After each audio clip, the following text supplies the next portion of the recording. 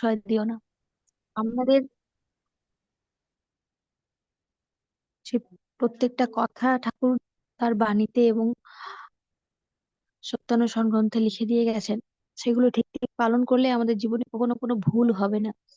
বা যদি আমরা পড়ি, সেগুলো নিয়ে সবসময় আলোচনা করি, তাহলে কি হয়, আমাদের যদি ভুল ভাবনা চিন্তা আসে বা ভুল পথে আমরা চলেও যাই, তাহলে আমাদেরকে ঠাকুর অন্তর থেকে আটকাবেন।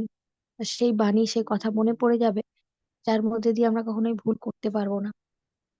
নিন্দা করতে ঠাকুর বারণ করেছেন, কারণ নিন্দা যদি কারোর সম্পর্কে করা হয়, তাহলে তার যে খারাপ গুণগুলো সেগুলো নিজের মধ্যে আসে এবং নিজেও নিন্দুক রূপে পরিচিত হয়ে যায়। একদিন, দুদিন, 4 দিন এরকম লোকের নিন্দা করতে করতে একটা সময় আমারও পরিচয় তৈরি হবে যে ওই মেয়েটা নিন্দা করে সকলের, সে একটা নিন্দুক। ঠাকুর বলছেন নিন্দা করো না, কিন্তু আবার অসত্যের প্রশ্রয় দিও না। আমি যদি কোনো মানুষকে দেখি অসৎ কাজ করছে, অন্যায় কাজ করছে, ঠাকুর খারাপ বলতে বারণ করেছেন কোনো মানুষকে, বা কোনো মানুষের নিয়ে কোনো খারাপ কথা বলতে বারণ করেছেন, তার মানে আমি অসৎটা প্রশ্রয় দেব, আমি অন্যায়টাকে প্রশ্রয় দেব, এটাও ঠাকুর বলেননি। সবসময় ন্যায়ের পথ ধরে, সত্যের পথ ধরে তিনি চলতে বলেছেন।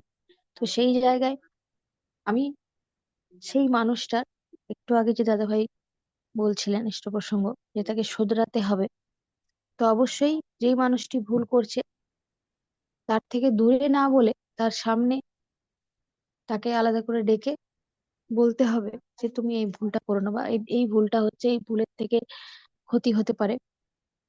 এগুলো বোঝালে হয়তো সে আর সেই ভুলটা করবে না। তাকে হয়তো রাগারাগি করে বললে সে শুনতে চাইবে না, বা ধমক দিয়ে বললে সে শুনতে চাইবে না।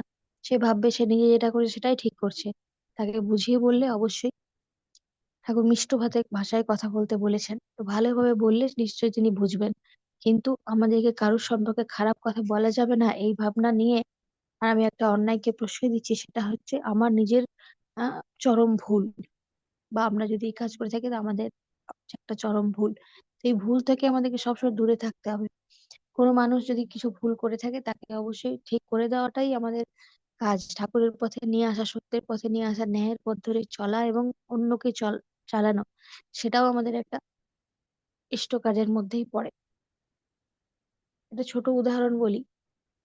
আমি কর্পোরেট অফিসে দেখেছি, একটা সময় দেখা যাচ্ছে যে কিছু কিছু মানুষ থাকে, যে যারা সারাদিন হয়তো কাজ করেই যাচ্ছে, কাজ করেই যাচ্ছে, কিন্তু তাদের স্যালারি হয়তো অনেকটা কম। এবার অনেক সময় দেখা যায় যে যারা একটু আহ, যারা ম্যানেজার থাকেন বা যারা বস থাকেন, তাদের একটু প্রিয় হয়, তাদের একটু বেশি আহ কথা অনুযায়ী চলে, তাদের হয়তো স্যালারিটা যেরকম টাইমে বাড়ার দরকার বাড়ছে। কিন্তু যারা বেশি পরিমাণ কাজ করছে, তাদের হয়তো সেই টাইমে ততটা বাড়লো না। এরকম কর্পোরেট অফিসে অনেক সময় হয়ে থাকে।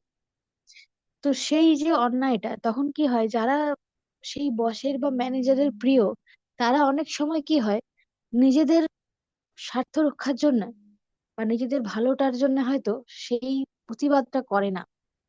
তখন কি হয়, যে মানুষগুলো সবসময় খাটছে, তাদের হয়তো যতটা পাওয়ার যোগ্যতা আছে, তারা হয়তো ততটা পাচ্ছে না। তো এই যে ভুল, এই ভুলটা কখনোই করা উচিত নয়। সকলকে সমানভাবে পাইয়ে দেওয়াটা একটা কাজ।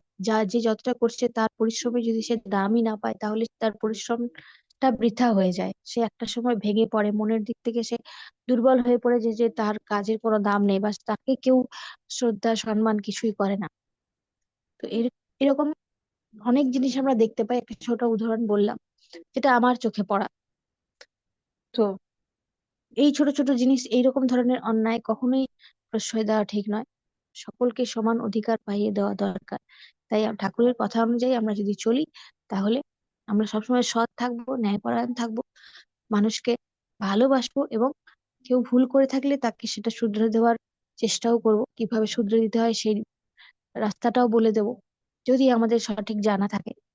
এবং আমরাও আহ সবসময় কারণ নিন্দা না করেই থাকবো। আলোচনা এখানে শেষ করছি। জয় গুরু। জয়গুরু। জয়গুরু আমাদের প্রিয়া ভান্ডারী মা। আমি অত্যন্ত মনোযোগ সহকারে মায়ের কথাগুলো শুনছিলাম। মাকে অনুরোধ করব প্রতি সপ্তাহে আমাদের সঙ্গে থাকার জন্য। আমরা এই পর্যায়ে ঠাকুর কথা শুনবো আমাদের